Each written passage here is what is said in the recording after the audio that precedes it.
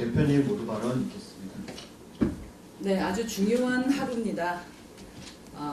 우선 미국의 제47대 대통령으로 공화당의 도널드 트럼프 후보가 선출되었습니다. 우선 트럼프 대통령의 당선을 축하합니다.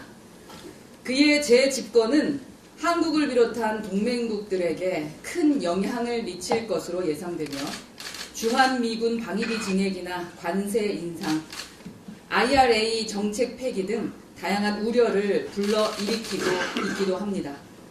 이러한 변화가 우리나라에 미칠 파장을 예의주시해야 하는 상황입니다. 그러나 이번 미국 대선을 통해 우리에게 시사하는 점도 있었습니다. 바로 4년 중임제입니다. 미국은 4년 중임제를 통해 국민이 선거로 대통령의 국정 운영을 평가하고 안정적인 국정 운영과 정책의 연속성을 이어갑니다. 여론조사에서도 우리 국민이 선호하는 권력 구조는 바로 이 4년 중임제입니다. 그러나 우리는 37년 동안 1980년 7년 체제에 얽매여서 5년 단임제를 유지해 왔습니다. 이제는 바꿀 때가 되지 않았습니까?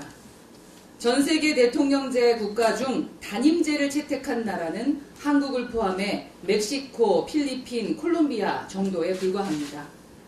우리나라의 대통령제도는 사실상 3년 단임제로 전락하고 있습니다. 윤석열 정부를 보십시오. 아직 임기 반환점을 돌기도 전에 레임덕이 아니라 데드덕 정권이 될 조짐을 보이고 있습니다. 오늘의 기자회견은 그 운명을 가를 아주 중요한 순간이 될 것입니다. 대통령에게도 국민에게도 그리고 미래 세대를 위해서도 5년 단임제는 아무런 이득을 주지 못합니다. 이번에는 과감히 개헌을 통해 미래를 준비해야 합니다. 저희 개혁신당은 이미 당론으로 4년 중임제 개헌을 채택해 왔습니다. 윤석열 대통령이 역사에 그나마 남길 수 있는 유일한 업적이 있다면 남은 임기를 반납하고 개헌을 주도하는 것입니다. 국회와 국민의 뜻을 모아 개헌을 이루어내는 것은 윤석열 대통령이 국민과 역사 앞에서 이행할 마지막 의무입니다. 국회의장께 제안합니다. 우원식 의장께서 지난 제헌절 경축사에서 제안하셨던 국회 개헌특위 구성을 이제 서둘러 추진해 주십시오.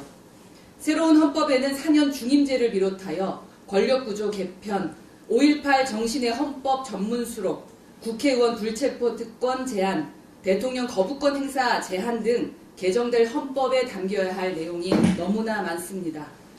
국회 내 초당적 개헌특위를 구성해 신속히 개헌 논의를 시작해야 합니다. 과거 논의된 개헌안을 바탕으로 주요 사안에 대한 합의를 도출할 수 있을 것입니다. 국민 참여형 공론화 과정을 도입해서 국민 의견을 반영하고 공감대를 형성해야 합니다. 위기가 곧 기회입니다. 윤석열 대통령께 마지막으로 강력히 촉구합니다. 지금은 위기를 기회로 삼을 유일한 때입니다. 5년 단임제를 역사 속으로 돌려보내고 대한민국을 위한 개헌의 첫걸음을 대통령이 직접 내디디십시오. 역사에 남을 진정한 리더십을 발휘할 기회가 바로 오늘 지금 대통령 손에 있습니다. 대한민국의 미래를 위한 넥스트를 준비할 때입니다. 대통령의 결단을 기다리겠습니다. 개혁신당입니다. 고맙습니다. 네, 다음으로 천하람 원내대표의 발언을 듣겠습니다.